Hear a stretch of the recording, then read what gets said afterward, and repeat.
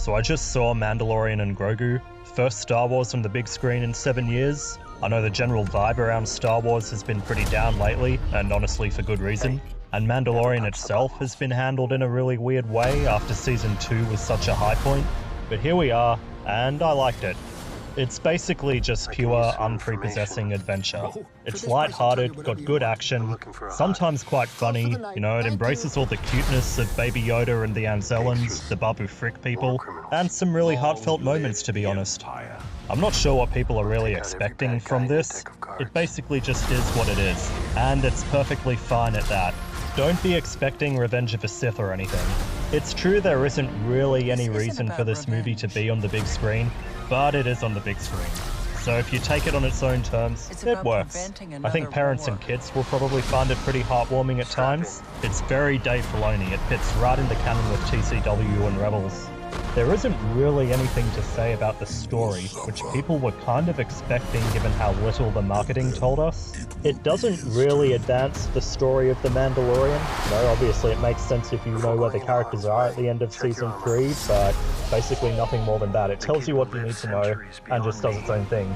The start of the movie is really cool. It's basically Mando playing Batman, taking down the Imperial Warlord in the AT-ATs, which is a cool angle. It does work on the big screen. I think this whole early sequence fighting the Empire on the ice planet was probably made purely when they had to make this a movie, and the rest of the movie is basically just 2 or 3 episodes of the show stitched together. So there's that. But it does deliver pretty good locations that look good in a movie. We get a kind of cyberpunk, Blade Runner setting for half the film and then Now Hutta for the rest. I like the way they're both brought to screen, with a lot of prequel references that are pretty rare for Disney.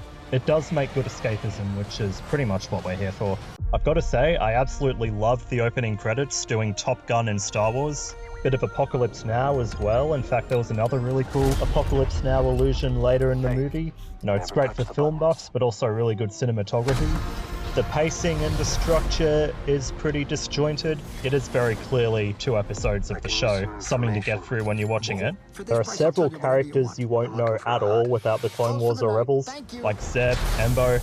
Embo looks great if you've seen TCW, but does absolutely nothing to explain who they are. But you know what, you don't really need to, because that's not what this movie is. It does deserve credit for embracing weirdness and creativity.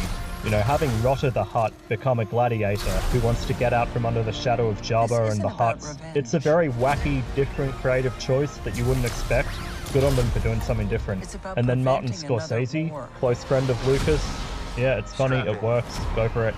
On a full spoiler note, probably the best part of the film is Grogu taking care of Din when he's been wounded. It's actually quite heartfelt and works pretty well. It's a well-made montage, good show-don't-tell style cinema, and it does bring the Now Hutta swamp to life pretty well, plenty of alien life and unique design. Gotta be said, the soundtrack wins too.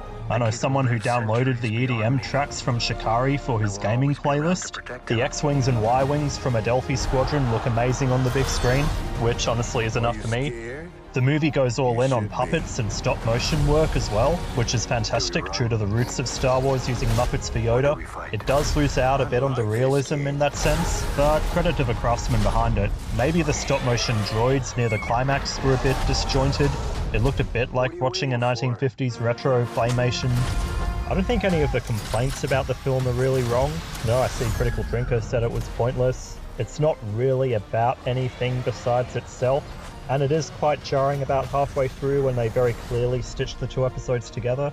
But again, it's all expectations. I mean, if you like this stuff, you'll probably like the movie. And if you don't, you'll probably just move on with your life. It won't be cause for complaint like The Last Jedi or Acolyte.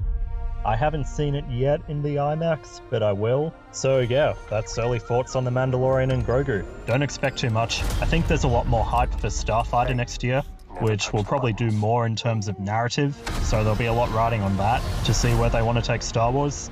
I hope Mando Season 4 happens and Favreau has a clear vision for where he's taking this. Some people have called this movie filler, and that's a fair complaint, but it's fun filler. And it does give us what Star Wars was meant to be before we all started taking it so seriously. So take that for what it's worth.